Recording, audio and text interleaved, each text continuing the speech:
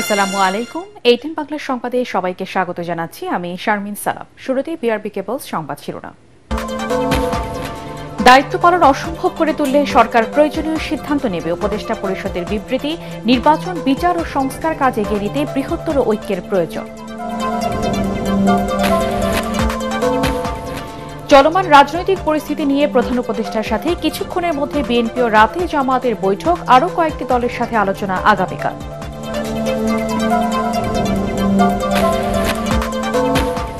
নানামুখী চাপে বিব্রত হয়ে দায়িত্ব ছাড়তে চেয়েছিলেন প্রধান উপদেষ্টা, মন্তব্য নাহিদ ইসলামের। সরকারের কাজের গতি সন্তোষজনক নয়, ১/১১ পুনরাবৃত্তির আশঙ্কা। অন্তর্বর্তী সরকারকে রাজনীতিবিদদের প্রতিপক্ষ না বানানোর আহ্বান বিএনপি। নির্বাচনী রোডম্যাপ ঘোষণা করে জনগণের সংশয় দূর করার তাগিদ জামায়াতে ইসলামের। এবং দেশের অর্থনৈতিক উত্তরণের স্বার্থে পুঁজিবাজারকে ঢেলে সাজানোর পরামর্শ সিপিডির। রাজনৈতিক সদিচ্ছা ছাড়া দেশে বিনিয়োগ বাড়ানো সম্ভব নয়, আমির খসরু। শুনছিলেন বিআরবি কেবলস সংবাদ শিরোনাম, এবারে বিস্তারিত। দেশকে স্থিতিশীল রাখতে, নির্বাচন, বিচার ও সংস্কার কাজ এগিয়ে নিতে এবং চিরতরে স্বৈরাচারকে প্রতিহত করতে বৃহত্তর ঐক্য প্রয়োজন বলে মনে করে উপদেষ্টা পরিষদ। এক বিবৃতিতে উপদেষ্টা পরিষদ আরও জানায়, পরাজিত শক্তির ইন্ধনে এবং বিদেশি ষড়যন্ত্র দায়িত্ব পালনকে অসম্ভব করে তুললে সব কারণ জনসম্মুখে উত্থাপন করে পরবর্তী সিদ্ধান্ত নেবে সরকার। অনির্ধারিত রুদ্ধদ্বার বৈঠক শেষে পরিকল্পনা উপদেষ্টা জানান, সব প্রতিবন্ধকতা কাটিয়ে অর্পিত দায়িত্ব সঠিকভাবে পালনের নির্দেশ দিয়েছেন প্রধান উপদেষ্টা ড. মোহাম্মদ ইউনূস। বিস্তারিত জানাচ্ছেন একরামুল হক সায়েম। নানা গুঞ্জন আর আলোচনার মধ্যে শনিবার একনেকে সভা শেষে অনির্ধারিত রুদ্ধদ্বার বৈঠকে বসে উপদেষ্টা পরিষদ। পরিকল্পনা কমিশনে প্রধান উপদেষ্টা ড. মোহাম্মদ ইউনূসের সভাপতিত্বে অনুষ্ঠিত বৈঠকে চলমান রাজনৈতিক পরিস্থিতি নিয়ে আলোচনা হয়।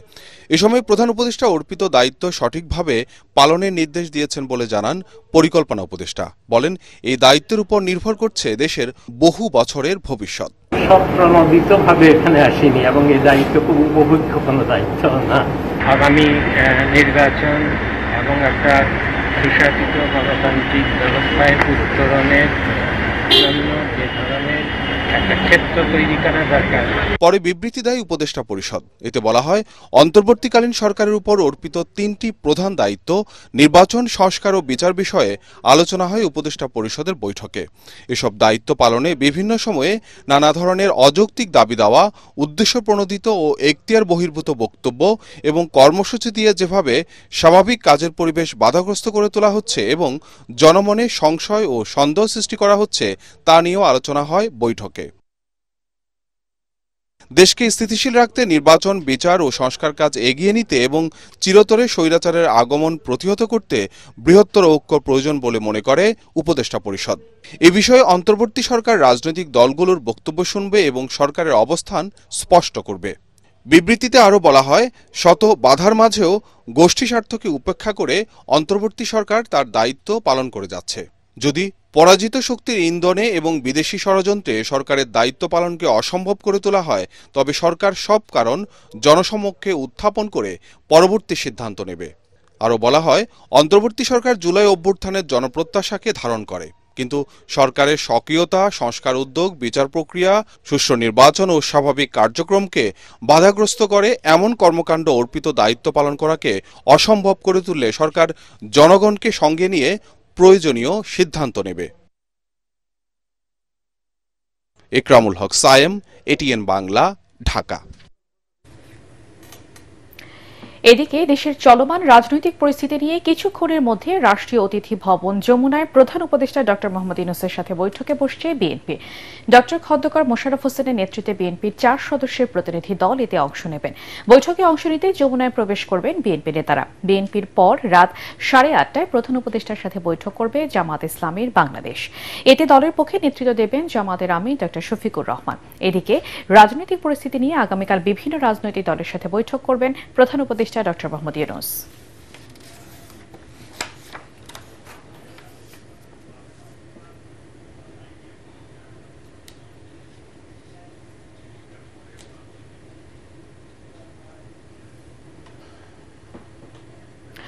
দর্শক, এই মুহূর্তে যমুনার সামনে আছেন সহকর্মী মনির হোসেন তপু। আমরা সরাসরি চলে যাচ্ছি তার কাছে।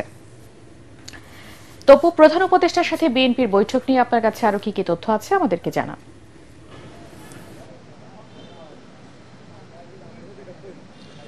ধন্যবাদ শারমিন, আপনাকে জানিয়ে রাখি যে গতকাল যেমনটা আমরা জানতে পেরেছি, তারই পরিপ্রেক্ষিতে যে বিএনপির পক্ষ থেকে যে দেশের যে বর্তমান যে পরিস্থিতি রয়েছে এবং দেশকে স্থিতিশীল অবস্থায় রাখার জন্য বিএনপির পক্ষ থেকে প্রধান উপদেষ্টা ডক্টর মোহাম্মদ ইউনূসের সঙ্গে সাক্ষাতের প্রস্তাব করা হয়েছিল। সেই প্রস্তাবের পরিপ্রেক্ষিতেই আজ সন্ধ্যা 7:30 নাগাদ বিএনপির স্থায়ী কমিটির সদস্য ডক্টর খন্দকার মোশাররফ হোসেনের নেতৃত্বে বিএনপির প্রতিনিধি দলের সঙ্গে বৈঠকে বসার কথা রয়েছে প্রধান উপদেষ্টার। সেই অপেক্ষায় আমরা এখানে গণমাধ্যম কর্মীরা প্রধান উপদেষ্টার বাসভবনের সামনে এখানে অপেক্ষা করছি। তবে এখন পর্যন্ত বিএনপির প্রতিনিধি দলের এখনও কাউকে আমরা এই প্রধান উপদেষ্টার বাসভবনে প্রবেশ করতে দেখিনি। তবে কিছুক্ষণের মধ্যে তারা এখানে আসবেন বলে আমরা জানতে পেরেছি। তবে বিএনপি নেতাদের সঙ্গে আমাদের সর্বশেষ যে কথা হয়েছে, তারা যেটি বারবার বলছেন যে এই বৈঠকটি অত্যন্ত গুরুত্বপূর্ণ একটি বৈঠক হতে চলেছে। কেননা তারা যেমনটা বারবার বলছেন যে গেল 9 মাস ধরে বিভিন্ন দাবি দাওয়া সহ যে রাজপথে যে সড়ক অবরোধ করে বিভিন্ন দাবি দাওয়া আদায়ের চেষ্টা করা হচ্ছে, বিভিন্ন মহল অপচেষ্টা চালাচ্ছে এবং সুযোগ নেওয়ার চেষ্টা করছেন দেশকে জিম্মি করে বা বিভিন্নভাবে। তারা মনে করছেন যে একটি নির্বাচিত সরকারের কাছে যদি দায়িত্ব বা ক্ষমতা হস্তান্তর করা হয় তবে তারা সেই সমস্যাগুলো খুব সহজে সমাধান করতে পারবেন। সেই পরিপ্রেক্ষিতেই বিএনপি শুরু থেকে বারবার তাগাদা দিচ্ছেন যে অতি দ্রুত নির্বাচনের যাতে একটি রোডম্যাপ ঘোষণা করা হয় এবং সেই রোডম্যাপ অনুযায়ী যাতে একটি নির্বাচনের আয়োজন করা হয় এবং জনগণ যাতে তাদের ভোটের অধিকার প্রতিষ্ঠা করতে পারে এবং তাদের ক্ষমতা হস্তান্তর করতে পারে একটি রাজনৈতিক দলের কাছে। সেজন্য তারা বারবার এই নির্বাচনের জন্য চাপ দিচ্ছেন। কেননা গেল কয়েক সপ্তাহ ধরে আমরা যেটি দেখছি, সাম্প্রতিক সময়ে যেমনটা আওয়ামী লীগ নিষিদ্ধ সহ সাম্য হত্যার বিচার, ঢাকা দক্ষিণ সিটি কর্পোরেশনের মেয়রের শপথ গ্রহণ সব বিভিন্ন দাবি দাওয়া নিয়ে নানা ধরনের চাপের মুখে রয়েছে এই অন্তর্বর্তী সরকার। তাই বিএনপির পক্ষ থেকে আজ এই বৈঠকের প্রস্তাব করা হয়েছিল। সেই প্রস্তাবের অংশ হিসাবে কিছুক্ষণের মধ্যে হয়তো সেই বৈঠক অনুষ্ঠিত হবে এবং এই বিএনপির সাথে বৈঠক পরবর্তীতে আমরা যতটুকু জানতে পেরেছি জামাতে ইসলামের সাথে বৈঠকে বসার কথা রয়েছে 8:30 নাগাদ। সেই বৈঠকে হয়তো জামাতের পক্ষ থেকে আমরা ধারণা করছি যে তারা যেমনটা বারবার শুরু থেকে গেল 9 মাস ধরে যেমনটা আমাদেরকে গণমাধ্যমকে জানিয়ে আসছিলেন যে সংস্কার, বিচার এবং নির্বাচনের জন্য তারা তাগাদা দিচ্ছেন, সেই বিষয়ে হয়তো এবং বর্তমান যে পরিস্থিতি দেশের সামনে কি করা দরকার সেই বিষয় নিয়ে আলোচনা হতে পারে। কেননা গেল কয়েকদিন ধরে প্রধান উপদেষ্টার পদত্যাগের বিষয় নিয়ে নানা ধরনের গুঞ্জন রয়েছে। তো এই দুটি বিএনপি এবং জামাতের সাথে এই দুইটি পক্ষের সাথে যে বৈঠক অনুষ্ঠিত হবে কিছুক্ষণের মধ্যে, সেই বৈঠকের ফলে হয়তো একটি সমাধান হবে এই পুরো বিষয়ের। জি শারমিন, এই ছিল আমার কাছে সবশেষ খবর প্রধান উপদেষ্টার বাসভবন যমুনার সামনে থেকে। তপু, আপনাকে ধন্যবাদ। দেশে 111-এর পুনরাবৃত্তির শঙ্কা করছে জাতীয় নাগরিক পার্টি এনসিপি। রাজধানী বাংলা মোটর কার্যালয়ে সংবাদ সম্মেলনে দলের আহ্বায়ক নাহিদ ইসলাম বলেন, কোনো অবস্থায় রাজনীতিতে সেনাবাহিনীর হস্তক্ষেপ কাম্য নয়। এ সময় রাজনৈতিক দল ও জনমনের স্বস্তি ফেরাতে একই সঙ্গে দ্রুত জুলাই ঘোষণাপত্র, বিচার, সংস্কার ও নির্বাচনী রোডম্যাপ ঘোষণা করতে সরকারকে আহ্বান জানায় দলটি। ইমদাদুল্লাহ বাবুর রিপোর্ট।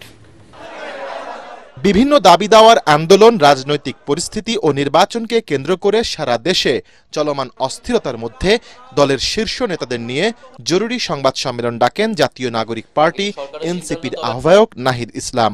এখন আসলে সবার আগে প্রয়োজন একটা স্থিতিশীলতা। এতে তিনি বলেন, নির্বাচনের জন্য যেভাবে প্রধান উপদেষ্টাকে চাপ দেয়া হচ্ছে তাতে তিনি আর দায়িত্ব পালন করতে চাইছেন না। বাংলাদেশকে বারবার অনৈক্যের দিকে, বিভাজিত করার দিকে ঠেলে দিয়েছে প্রতিবেশী রাষ্ট্র এবং নানা ধরনের বাংলাদেশ বিরোধী শক্তি। পিছে মূলত রয়েছে আওয়ামী লীগ। বিএনপি সবসময় নির্বাচনের কথা বলে গিয়েছে, কিন্তু শুধু একটা জাতীয় নির্বাচনে এই গণঅভ্যুত্থানের পরে আমাদের একমাত্র আকাঙ্ক্ষা না। ডক্টর মোহাম্মদ ইউনূস যদি নির্বাচনের জন্য এরকম ভাবে চাপ প্রয়োগ করা হয় তাহলে একটা নিয়ন্ত্রিত নির্বাচন হতে যাচ্ছে, এটাও তিনি সন্দেহ পোষণ করেছেন, ফলে এটার দায়ভার উনি নিতে চান। এমন পরিস্থিতি চলতে থাকলে দেশের রাজনীতিতে আবারও গভীর সংকট আসন্ন বলে জানিয়েছেন এই জুলাই যোদ্ধা।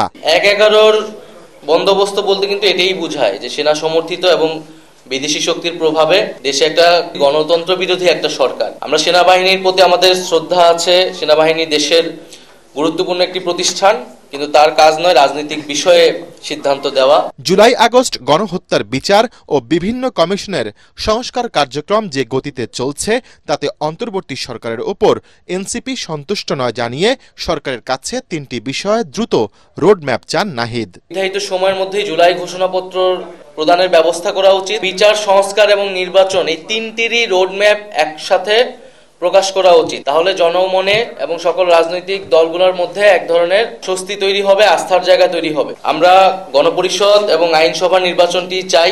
সরকারে থাকা 2 ছাত্র উপদেষ্টার সাথে এনসিপির কোনো সম্পৃক্ততা নেই বলে জানান নাহিদ ইসলাম। তারা যদি রাজনীতি করতে চায়, নির্বাচন করতে চায়, তাহলে তারা সরকারের থেকে সেটা পারবে না। তখন তারা সরকার থেকে বের হয়ে তাদের মতো সিদ্ধান্ত নেবে। ইমদাদুল্লাহ বাবু, ATN বাংলা, ঢাকা। সরকারের ভেতর থেকে কয়েকজন উপদেষ্টা ডক্টর ইউনূসকে বিতর্কিত করতে কাজ করছে বলে অভিযোগ করেছেন বিএনপির স্থায়ী কমিটির সদস্য ডক্টর AZM জাহিদ হোসেন।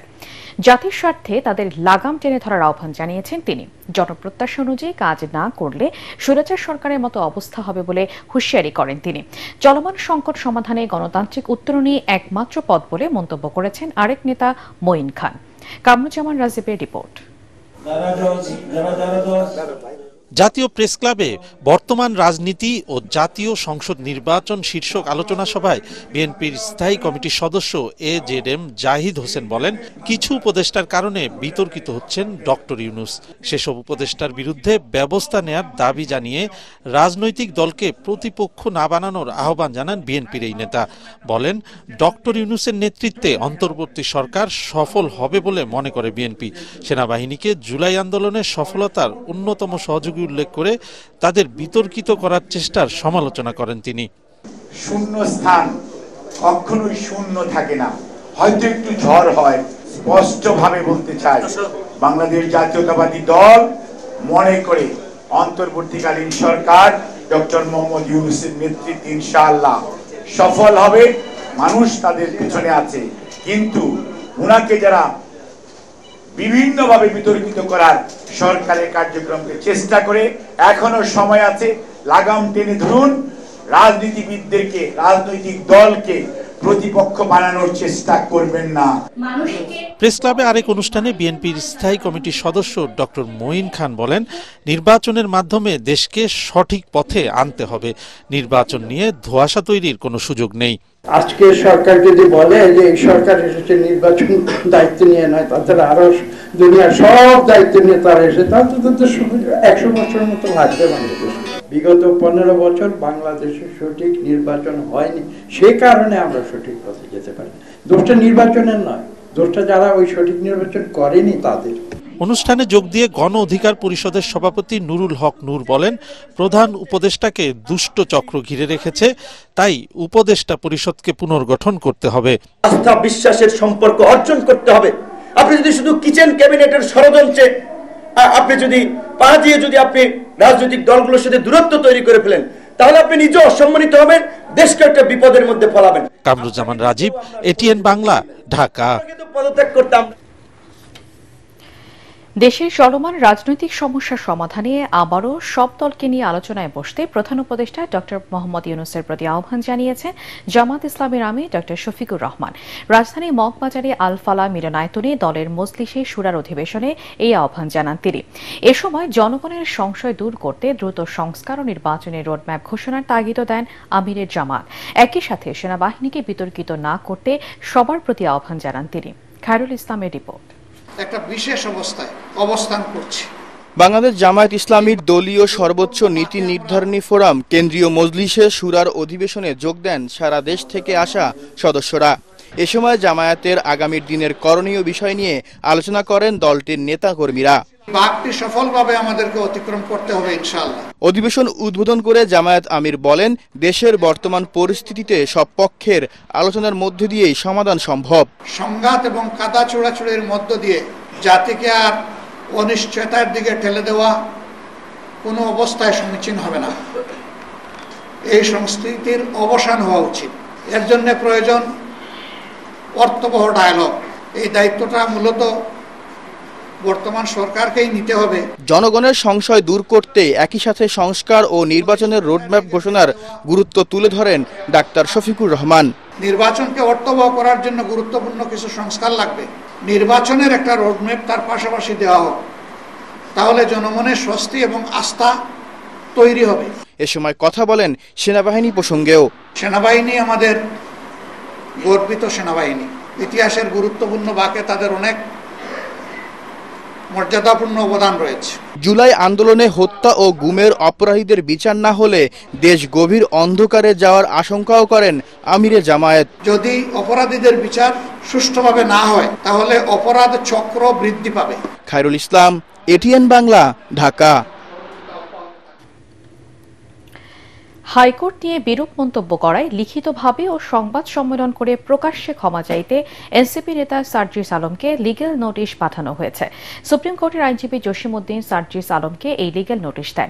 22 মে হাইকোর্ট ইশরাক হোসেনকে ঢাকার মেয়র হিসেবে শপথ না পড়ানোর নির্দেশনা চেয়ে রিটটি খারিজ করে আদেশ দেন হাইকোর্ট।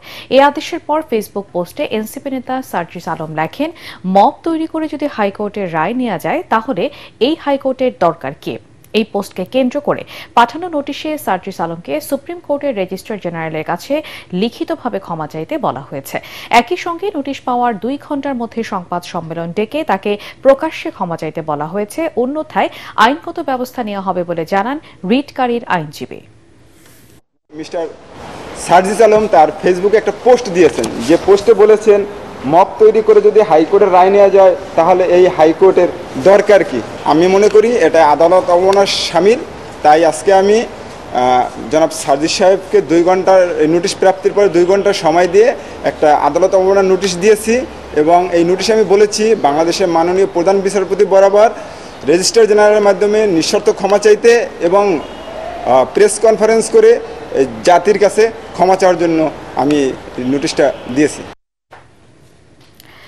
আইন সংশোধনের মাধ্যমে তদন্ত ছাড়াই 8 দিনের নোটিশে চাকরি থেকে সরকারি কর্মচারীকে অব্যাহতি দেওয়া যাবে এমন বিধান বাতিলের দাবিতে বিক্ষোভ করছে কর্মকর্তা কর্মচারীরা।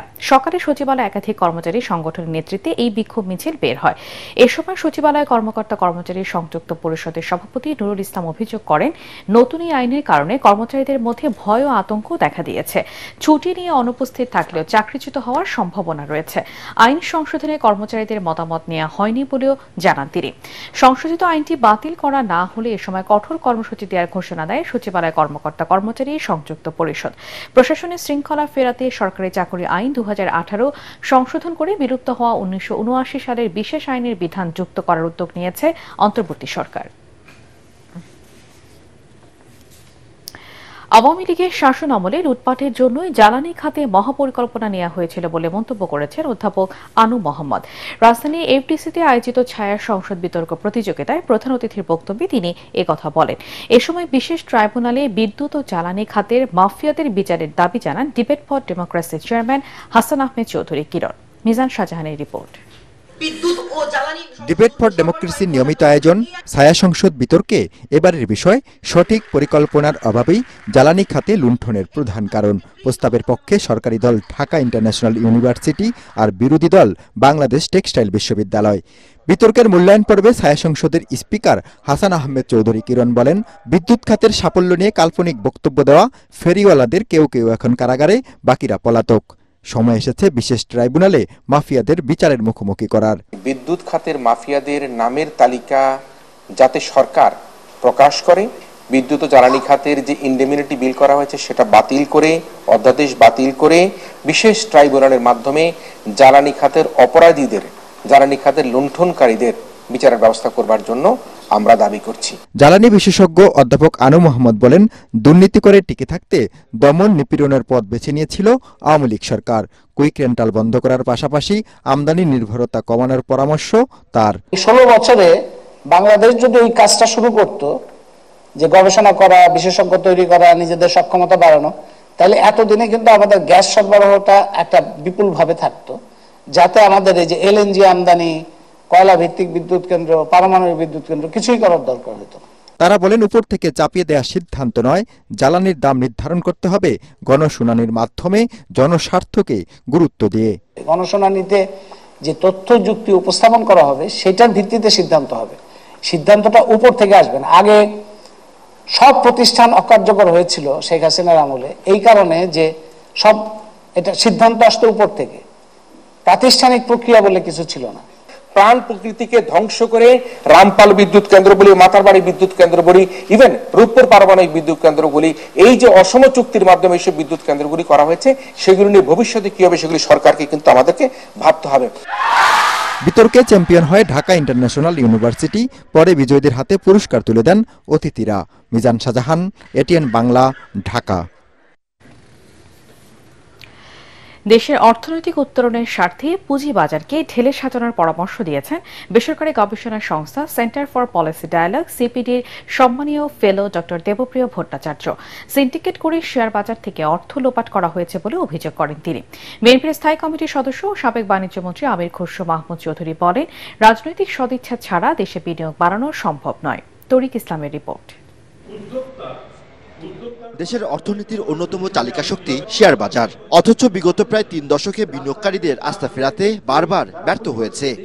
এমন বাস্তবতায় বাংলাদেশের রাজনৈতিক আলোচনায় পুঁজিবাজার দর্শন ও অনুশীলন শীর্ষক আলোচনার আয়োজন করে DSE brokers association of Bangladesh, DBA. আলোচনায় অংশ নেয় বিভিন্ন রাজনৈতিক দলের প্রতিনিধি ও অর্থনৈতিক বিশেষজ্ঞরা।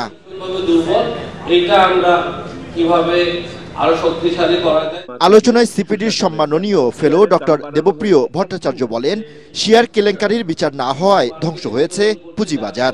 এই যে বাজারকে ম্যানিপুলেট করা এবং তার যে কোনো রেগুলেটরি ফ্রেমওয়ার্ক তাকে কোনোখানে নিয়ন্ত্রণ করতে পারে না, এবং যারা এই দুঃশাসন করেন, অপপ্রয়োগ করেন, তাদের শাস্তি না হওয়া, এইটি হলো বাংলাদেশের আমার পুঁজিবাজারের মূল সমস্যার মূল জায়গা। বিচ্ছিন্নভাবে এই পদক্ষেপ, ওই ডিমিউচুয়ালাইজেশন, ওইখানে নতুন আবার কিছু পুঁজি ছাড়া কিছু বিদেশ থেকে নিয়ে আসা, এটা দিয়ে এই টোটকা ওষুধে এইটাকে টেকসইভাবে আগামী দিনে দাঁড় করানো যাবে না। বিএনপির স্থায়ী কমিটির সদস্য আমির খসরু মাহমুদ চৌধুরী বলেন, পুঁজিবাজারে বিনিয়োগ বাড়াতে ব্রোকার হাউসগুলোর স্বচ্ছতা ও জবাবদিহিতা নিশ্চিত করতে হবে। আপনি যত ধরনের আইন কানুন করেন, at the end of the day আমরা যদি সেলফ রেগুলেট করতে না শিখি, কোন ধরনের ওভারসাইট আপনাকে কতক্ষণ চেক অ্যান্ড ব্যালেন্সের মধ্যে রাখে। আপনারা ব্রোকারেজ হাউস যারা আছেন, আপনারা আমাদেরকে ট্রান্সপারেন্ট হতে হবে। এই অ্যাওয়ারনেসটা আমাদের মধ্যে, যেরকম যে কনজিউমারদের যে একটা রাইট, ইনভেস্টরদের যে রাইট, এটাকে আমাদেরকে ফোরফ্রন্টে আনতে হবে। This is a balancing factor. এই সময় রাজনৈতিক স্থিতিশীলতা ও ক্ষুদ্র বিনিয়োগকারীদের আস্থা ফেরানো সম্ভব হলে বাজার আবারও ঘুরে দাঁড়াবে বলে জানান বক্তারা। তরিক ইসলাম, এটিএন বাংলা, ঢাকা।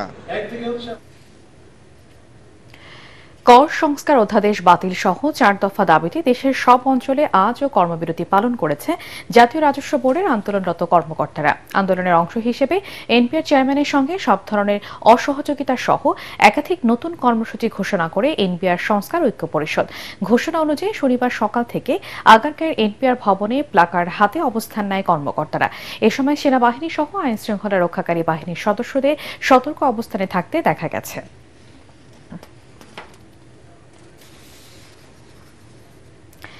ঈদের আগে বাজারে আসছে 1000, 50 ও 20 টাকার নতুন নোট। তবে এসব নোটে থাকছে না কোনো ব্যক্তির ছবি। রাজধানী পিকেএসএফ এ দেশের প্রথম ক্রেডিট এনহ্যান্সমেন্ট স্কিমের উদ্বোধন করে সাংবাদিকদের এসব কথা জানান বাংলাদেশ ব্যাংকের governor doctor Ahsan H Mansur. এ সময় তিনি বলেন, বিদেশে পাচার করা অর্থ ফিরিয়ে আনতে বিদেশিদের সহযোগিতা চাওয়া হচ্ছে। একই সাথে বিদেশে থাকা সম্পদ যাতে কেউ বিক্রি করতে না পারে সে বিষয়ে সংশ্লিষ্ট দেশগুলোকে অবহিত করা হয়েছে। আমাদের টাকা ছাপানো শুরু হয়ে গেছে। 3টে নোট আসছে বাজারে খুব শীঘ্রই। সেটা হচ্ছে 1000 টাকার নোট, 50 টাকা আর 20 টাকা। এটা আমরা ঈদের আগেই পাবেন আপনারা দেখতে। এবং এখানে কোনো ব্যক্তির ছবি থাকবে না। এখানে আমাদের প্রাকৃতিক দৃশ্য, আমাদের কিছু ঐতিহ্যবাহী ভবন ইত্যাদি এইসবই থাকবে। নারী বিষয়ক সংস্কার কমিশনের প্রতিবেদন বাতিল করতে অন্তর্বর্তী সরকার ও জাতীয় ঐকমত্য কমিশনের প্রতি আহ্বান জানিয়েছে আহলে সুন্নাত ওয়াল জামাত। রাজধানীতে আয়োজিত এক সংবাদ সম্মেলনে বক্তারা বলেন, বাংলাদেশের নারীদের ন্যায্য অধিকার নিশ্চিত করার জন্য নির্দিষ্ট শ্রেণীর মতামত নেওয়া হয়েছে, যা পক্ষপাতদুষ্ট। আর তাই দেশের ধর্মীয় জনগোষ্ঠী এবং সমাজের সর্বস্তরের নারীদের প্রতিনিধিত্ব নিশ্চিত হয় এমন একটি কমিশন গঠনের দাবি জানান তারা। একই সাথে এ ধরনের ইতিবাচক পদক্ষেপে আহলে সুন্নাত ওয়াল জামাত সর্বোচ্চ সহযোগিতা করবে বলে উল্লেখ করেন সংশ্লিষ্টরা। সংবাদ সম্মেলনে অধ্যক্ষ মুফতি জসিমউদ্দিন আজহারি, মাওলানা আনম মাসুদম হোসাইন আল কাদেরি, পীরে তরিকত মাওলানা মহিউদ্দিন লতিফি অন্যান্যের মধ্যে উপস্থিত ছিলেন।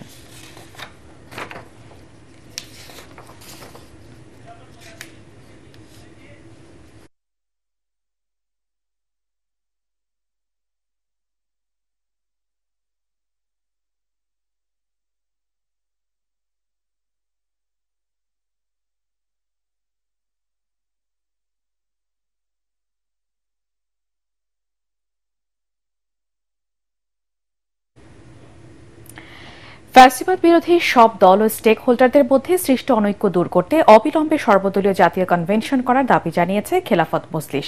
দুপুরে কেন্দ্রীয় কার্যালয়ে আয়োজিত সংবাদ সম্মেলনে এই দাবি জানান দলটির মহাসচিব ড আহমেদ আব্দুল কাদের। বর্তমান পরিস্থিতিতে ড ইউনূসের পদত্যাগের সুযোগ নেই উল্লেখ করে সংস্কার ও নির্বাচনের সুনির্দিষ্ট রোডম্যাপ ঘোষণা সহ ৮ দফা প্রস্তাব তুলে ধরেন তিনি। সরকার ও সেনাবাহিনীর মধ্যে দূরত্ব তৈরি করতে আধিপত্যবাদীরা আগস্ট থেকেই ষড়যন্ত্র করে যাচ্ছে মন্তব্য করে দেশের স্বার্থে সবাইকে দায়িত্বশীল ভূমিকা পালনের আহ্বান জানান খেলাফত মজলিসের মহাসচিব। মতপার্থক্য তৈরি হয়েছে, এই মতপার্থক্য জাতীয় সংলাপ আহ্বান করে এগুলো সমাধান করা প্রয়োজন এবং বড় বড় ইস্যুতে সিদ্ধান্ত নেওয়ার আগে স্টেক হোল্ডারদের সঙ্গে আলাপ আলোচনা করা প্রয়োজন বলে আমি বাঞ্ছিত মনে করি। আর সাথে সাথে আমি বলেছি রোডম্যাপের ব্যাপারটা, দুটো রোডম্যাপ, একটা হচ্ছে সংস্কার রোডম্যাপ স্পষ্ট করতে হবে আর নির্বাচন রোডম্যাপ স্পষ্ট করতে হবে, এটা আমার দাবি। এই যে অবস্থা তৈরি হয়েছে এটা আমরা মনে করি ইউনূস সাহেবের আমাদের জাতির স্বার্থে একান্ত প্রয়োজন, জাতির সার্বভৌমত্বের জন্য প্রয়োজন। ফ্যাসিবাদকে রুখতে হলে, ফ্যাসিবাদের দুঃসহ এবং বিশেষ করে আধিপত্য রুখতে হলে এর কোনো বিকল্প মুহূর্তে নেই আমরা মনে করি। আল রাফা ইসলামী ব্যাংক অর্থ সংবাদ।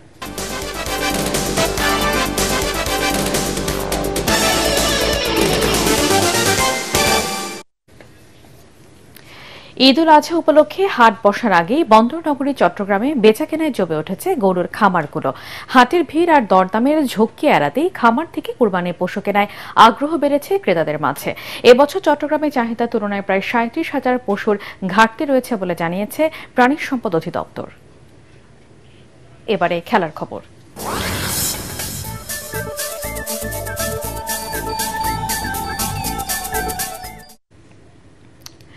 বাংলাদেশ এ ও নিউজিল্যান্ড এ দলের মধ্যকার দ্বিতীয় ও শেষ টেস্ট ম্যাচটি ড্র হয়েছে।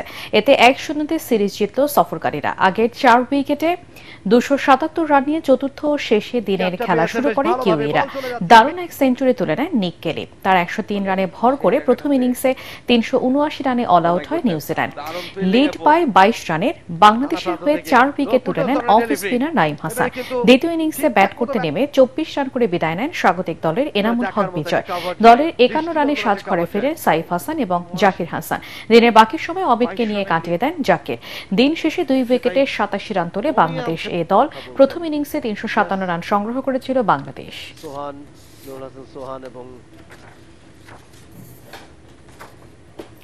শেষ করার আগে বিআরবি কেবল সংবাদ শিরোনাম আরেকবার। দায়িত্ব পালন অসম্ভব করে তুললে সরকার প্রয়োজনীয় সিদ্ধান্ত নেবে, উপদেষ্টা পরিষদের বিবৃতি। নির্বাচন, বিচার ও সংস্কার কাজ এগিয়ে নিতে বৃহত্তর ঐক্যের প্রয়োজন। চলমান রাজনৈতিক পরিস্থিতি নিয়ে প্রধান উপদেষ্টার সাথে কিছুক্ষণের মধ্যে বিএনপি ও রাতে জামাতের বৈঠক। আরও কয়েকটি দলের সাথে আলোচনা আগামীকাল।